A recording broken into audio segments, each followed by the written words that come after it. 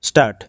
Having considered the aforesaid submissions raised, what we find is that so far as the issue relating to the Armed Forces Tribunal is concerned, the same was answered vis-à-vis the exercise of authority by the High Court under Article 226 of the Constitution of India, whereas in the present case the exercise of authority by a learned single judge in a company petition is in the discharge of statutory powers conferred under the provisions of the Companies Act 1956. Thus, this is not a case arising out of a writ petition under Article 226 of the Constitution of India.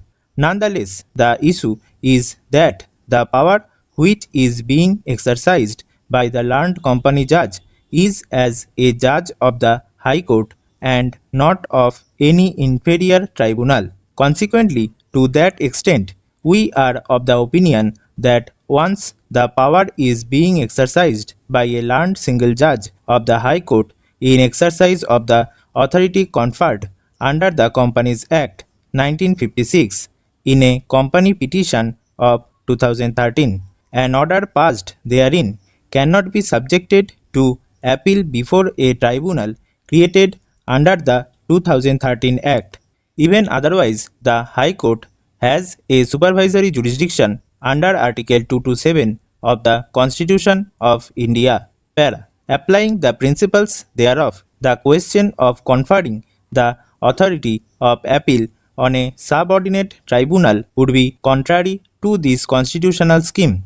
The enforcement of Section 303 with effect from 15/12/2016 would not repeal the right or abrogate the right of a person to file an appeal against the order of a learned single judge in a company petition for which this court continues to have jurisdiction to decide the matter as indicated above and in the present context, keeping in view the impact of the legal provisions pointed out herein above. The Company Appellate Tribunal has not been conferred with any such authority specifically as an alternative granting a right of appeal as against an order of a learned single judge passed in a company petition as is presently involved. In the absence of any such specific conferment of power on the Company Appellate Tribunal, the argument of Sri Seth that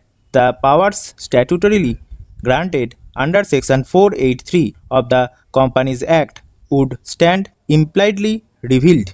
The argument of Sri Seth that the powers statutorily granted under Section 483 of the Companies Act would stand impliedly revealed cannot be repealed. The doctrine of implied repeal, therefore, will have no application in view of the aforesaid background of the legislation, as no such express intention can be gathered from the same. There is yet another reason for holding that the right of appeal is available to the appellant, and that is based on the principles that have been deduced as discussed in the latest case of Messrs. Videocon International Limited versus SEBI within bracket 2015 4 SCC 33, where a right of appeal has been understood to be a substantive right and not a mere procedural right so as to affect its applicability upon any amendment, more so when the lease in the present case had been instituted earlier. Para. The right of appeal under Section 483 of the Companies Act was therefore available on the date of the institution of the company petition itself, giving rise to this appeal.